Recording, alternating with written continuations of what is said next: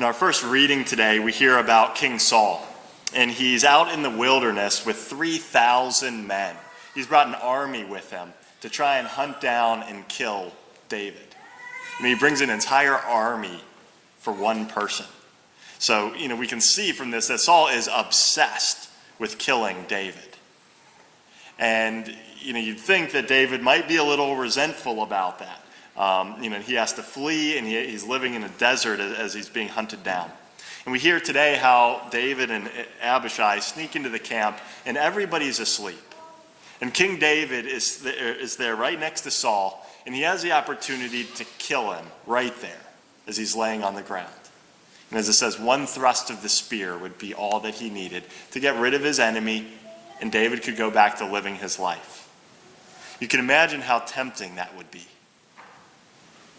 But that's not what David thinks. What he thinks is, now is my opportunity to spare Saul's life and show him how faithful I am to him. And show him mercy so that I'll win him over and he'll realize that I don't mean him any harm. That's what what David was thinking. And that's pretty amazing that would be his mindset. I mean, how many other people would think, how fortunate I am, now's my chance, I can kill him. But that's not what David thinks. And in a way, that foreshadows Jesus Christ. Because as Jesus was facing his crucifixion, he could have called down instantly an army of angels to slaughter all these people who were trying to kill him. But that's not what he did. He gave himself on the cross to try and win us over by his goodness and by his fidelity to us. And so these are examples in Jesus Christ and in King David of people who love their enemies. And that's what the readings call us to do. I think when we look at the church in general, there's a lot of enemies to the church. There's tremendous animosity against Christianity in general and against the Catholic faith. And that animosity, in part, is coming from the progressive movement. The progressive movement is no friends to the Catholic Church.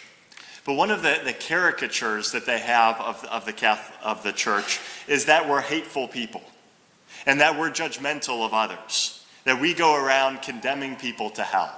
Like, that's what we do for fun. We're like, oh, you're going to go to hell, you're going to go to hell. And that we hate people who don't live in accord with Catholic teaching. People who just want to love each other, we go around and spread hate to them. That's the caricature that's presented of Christianity. And that's what a lot of people buy into, and why a lot of people have resentment against the Catholic Church.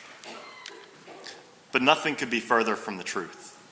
When we look at what Christianity teaches, Jesus says today that it's not enough to just love those who love you. You don't even get credit for that. Everybody loves those who love them. But we have to love even our enemies. And the reason why we love even our enemies is because we desire to be children of our Heavenly Father. And when we look at our Heavenly Father, he is good and bestows blessings upon the good and the evil alike. The sun rises on the good and evil alike. They wake up in the morning, good and evil alike. God gives them blessings. And he does that because he wants to win them over with his goodness. And he's patient with them. And he gives them time to come to conversion. Catholic teaching is rooted in what's authentically good for the human person. Every Catholic moral teaching is rooted in what is beneficial for us. And so there's no hatred that motivates any of the teachings of the church. They're all motivated by the authentic good of the human person, by trying to guide people in a way that will cause them to flourish. I think it's important for us to recognize this dynamic. But in terms of what a lot of people believe Christianity is when it comes to evangelization, to recognize that a lot of people are hostile to Christianity because they have a false notion that it's a religion of hatred. And so when we talk to our family members or neighbors or coworkers who may not know Christ and his church, it's important that we don't come across as being judgmental or as being angry or hate-filled. because that'll just confirm the animosity that a lot of people have against the faith. And so in order to enter into an authentic relationship where there could be a conversion, it's important that we show people what Christianity truly is by demonstrating kindness and mercy to them. And we have to find a way to break through and to help them to recognize that that's authentic, that we truly care about people. And I think that basic dialogue is very difficult in our culture today, because in our culture today, anyone who disagrees with another person, it's like they're an enemy. That we need to cancel people. We need to wipe them off social media or attack them and call them all sorts of names if they disagree with us. It's common for people to get slandered just because they're presenting a certain idea. And we see that very plainly in the media.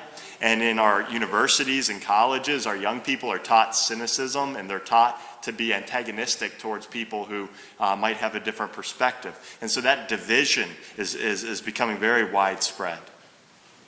But authentic dialogue requires mutual respect. We don't have to instantly agree with other people on every view. We're not going to. But what is necessary is that there has to be a common ground of mutual respect. That respect is necessary on the part of both people to enter into dialogue.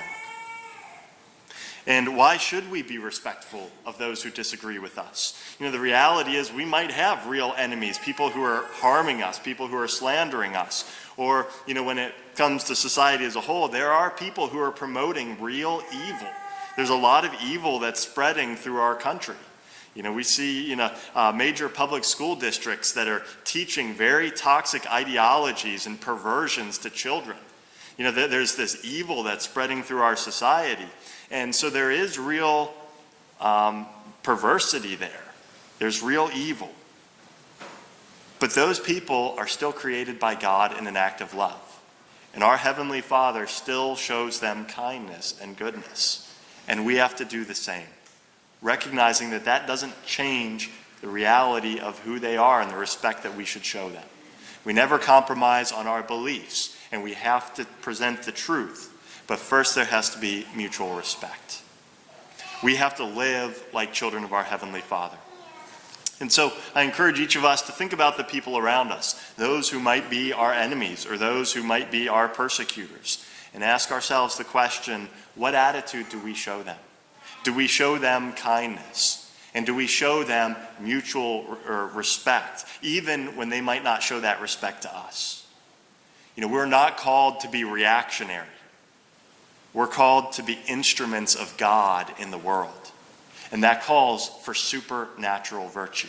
That's what we see in David. That's what Jesus Christ exemplifies. And that's the goodness that's going to attract people to Jesus Christ. Because they're not going to find that goodness elsewhere. When we look around in society, there's a lot of antagonism, there's a lot of bitterness. But if we can bring a goodness into the world, people are going to recognize that. And even if they don't initially embrace Christianity, they're going to see a goodness in us that they don't see elsewhere. And that's going to attract them ultimately to the gospel.